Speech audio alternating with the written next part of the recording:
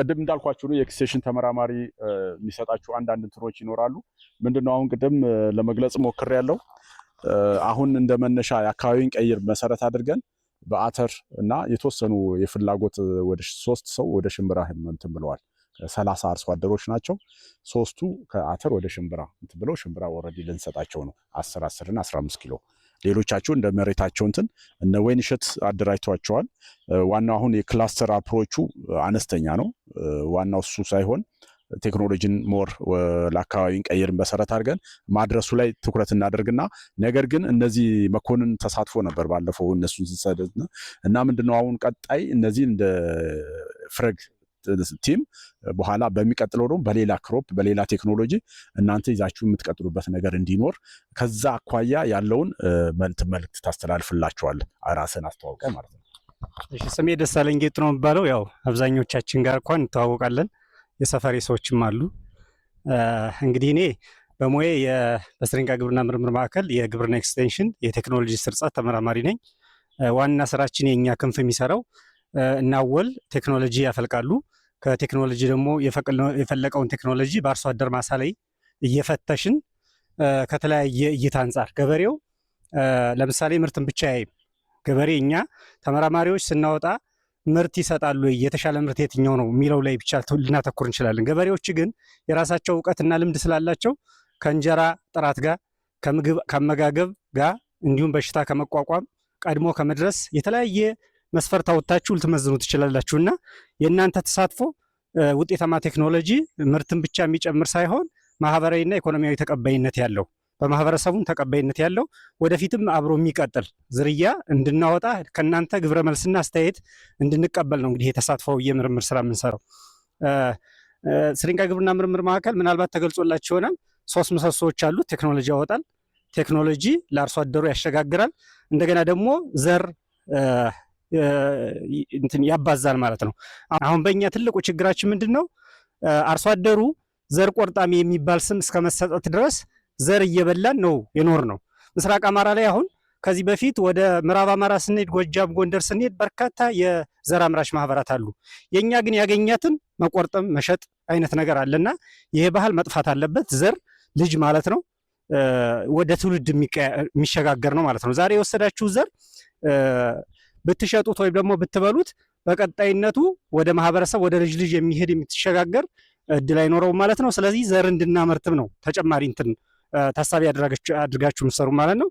ስለዚህ አሁን ከዚህ በፊት የነበረው የግብርና አቀራረብ ብዙ ጊዜ አርሶ አደሩን እውቀት ተቀባይ ብቻ ተመራማሪውንና ምሁሩን የእውቀት አመንጭ ብቻ ተደርጎ ስለሚታሰብ አርሶ አደሩን ያላካተተ ያላሳተፈ ዝም ብሎ ይሄን ውሰድ እየተባለ የሚሄድበት የኤክስቴንሽን አቀራረብ ነበር እስከዚህ በፊት ስንሄድበት የነበረው። አሁን ግን በዘመናዊ ምርምር ትልቁ ዓላማ ምንድነው? አርሶ አደሩ ከእቅድ ዝግጅት እስከ ግምገማና ክትትል እስከ ትግበራ ድረስ አብሮ እየተሳተፈ ቴክኖሎጂዎችን እንዲሞክርና እንዲያየው እንዲፈትሸው የሚያስችል ነው። ይሄ ፍሬግ የአርሶ አደር ተመራማሪ ቡድን ማለት ነው። ፍሬግ ስንል አርሶ አደር ተመራማሪ ቡድን አሁን እስከ ዛሬ ምንድነው የምናደርገው? ምርምር ዝም ብሎ አመጥቶ ዘር ይሰጣል። ይጥቀም አይጥቀም አርሶ አደሩ ይፈልገው አይፈልገው አይፈተሽም፣ አርሶ አደሩ አይሳተፍበትም። ስለዚህ ምንድነው የሚሆነው? አርሶ አደሩ እንደ ጉዲፍቻ ያየዋል።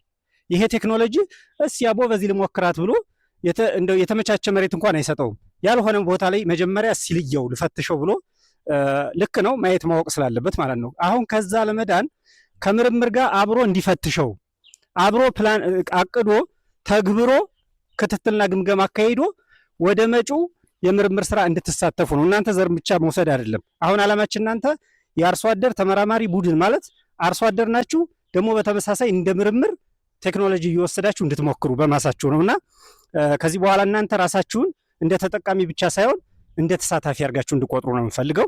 በዚህ ብቻ ያባራም ቴክኖሎጂ እናመጣለን፣ በጓሯችሁ ወይም በማሳችሁ ላይ እንፈትሻለን።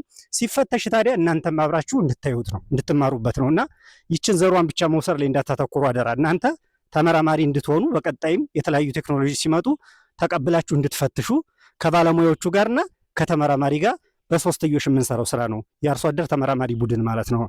ስለዚህ አሁን የምናደርገው ምንድን ነው? ያው ሰርቶ ማሳያ ወደፊት ስንሰራ እናንተ እንደመነሻ ትሆኑናላችሁ። 25 እስከ 30 የሚሆን ቡድን አለው። ተመራማሪ የአርሶ አደር ተመራማሪ ቡድን ማለት እየተገናኛችሁ አንዳንዴ የምትገማገሙበት፣ የምትሰባሰቡበት፣ ልምዳችሁን የምትለዋወጡበት። ሌላው ላልነቀው ደግሞ እንዲህ አይነት ዝርያ መጥቷል ከምርምር ጋር ተቀራርባችሁ ስሩ እያላችሁ የምርምርን ስራ ለሌላው ለቀሪው አርሶ አደር እንድታስተዋወቁ እናንተ እንደ ተመራማሪ ምንና የምትጫወቱ ናችሁ። ስለዚህ ከዚህ በኋላ እናንተ ይህን ዘር ብቻ ሳይሆን በቀጣይም ሌሎች ዘሮች ሲመጡ ከማሳችሁ እየሞከራችሁ ለእኛም ግብረ መልስ እየሰጣችሁ በቀጣይም ደግሞ ምን አይነት ቴክኖሎጂ እንደምትፈልጉ እያሳወቃችሁን አብረን የምንሰራ ነን ማለት ነው። ስለዚህ እናንተ ወደፊት ምናልባት ከመካከላችሁ 1-3 ኮሚቴ ትመርጣላችሁ፣ ያው የሚያሰባስብ ማለት ነው። ዝም ብሎ ዘር እየወሰዱ ብቻ እንዳይሆን። እንግዲህ ምስራቅ አማራ ላይ ችግር ፈቺ ነገሮችን እየሰራ ስሪንቃ ግብርና ምርምር ታውቃላችሁ ብዙ ቆይቷል፣ ግን አርሶ አደሮቹን አላቀራረብንም። ያልኳቸው አንድ ነገር አለ። ይሄ ምርምር የሚሰራው በሰሜን ወሎ፣ በደቡብ ወሎና በኦሮሚያ ልዩ ዞን ነው። የሶስት ዞን የምናሰራጨው ዘሮች ተመልሰው ስለተከማቹ እንጂ የሚበላ እህል አልነበረም። ያ ዘር ነው፣ ዘር አይበላም። እና እኛ ያከማቸ ነው። በቀጣይ ደግሞ ለሰሜን ወሎም ለደቡብ ወሎም ለከሚሴም አካባቢ ያለው እነዚህ የምስራቅ አማራ የሚሰራጭ ዘር ነበር። ግን እውቅና ስለሌለ ምርምር ዝም ብሎ እህል እያከማቸ እህል ዝም ብሎ ለሆነ ግሩፕ የሚሰጥ ወይም የሚበላ ይመስላችኋል፣ ግን አይደለም፣ ዘር ነው። ስለዚህ እናንተ ዘር አምራች እንድትሆኑ ዘሩ በቀጣይነት እንዲስፋፋ ማድረግ ያለባችሁ ከስሪንቃ ጋር ተቀረባብረባችሁ ሌላውም ህዝብ እውቅና መስጠት አለባችሁ። ምርምር ያለውን ጥቅም ማስረዳት መቻል አለባችሁ፣ እንዳይሰፋባችሁ ነው።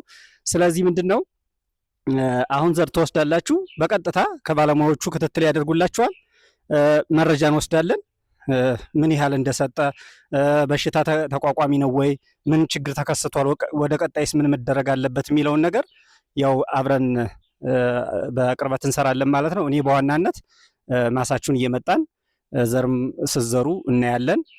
ስለዚህ ምናልባት እናንተ አስተያየት የምትሰጡ ወይም ባለሙያዎችም ስላላችሁ ማለት ነው አስተያየት የምትሰጡና እንዴት እንሄዳለን የሚለውን ነገር ወይም ደግሞ ግር ብሏችሁ ከሆነ ያልገባችሁ ነገር ካለ አስተያየት ስጡኝና በዚሁ እንትን እንዳለን ጨርሳለን። በሽታ ጋር ተያይዞ ሲከሰት ምንድን ነው ያለው ነገር ነው፣ አቅርቦቱስ ምንድን ነው? እሺ ሌላ ነገር እስካለ ምናልባት ከዚህ ከአርሶ አደር ተመራማሪ ቡድን ጋር የተለየ አዲስ ነገር የሰማ ማለት የተገነዘባችሁት ወይስ እንዴት ነው? ግራ ያጋባችሁ ነገር ካለ አስተያየት ስጡና የእሱንም እንመልስለታለን። አርሶ አደር ተመራማሪ ቡድን አሟልታችኋል ማለት ነው። ስለዚህ ወደፊት ምንድነው የምታደርጉት?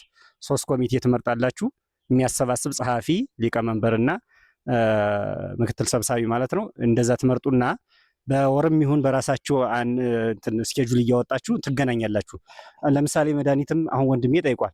መድኃኒትም ለማግኘት እኮ በግለሰብ ስጠይቅ ሰሚ የለም፣ በቡድን ስጠይቅ ግን ብዙ ነገር ነው የሚገኘው። ዘርም ይገኛል፣ ግብአትም ይገኛል፣ ኬሚካልም እንደዚህ እንዲቀርብ በእኛ በኩል እንትን ይሆናል እና በግሩፕ መቧደን ብዙ ጊዜ ጥቅም አለው። ግብአቶችንም ቶሎ ለማግኘት ኢቭን ምርት እናንተ አምርታችሁም ለመሸጥ እንኳን ብትፈልጉ ገበያ መፈላለግም ስራ ይኖራል።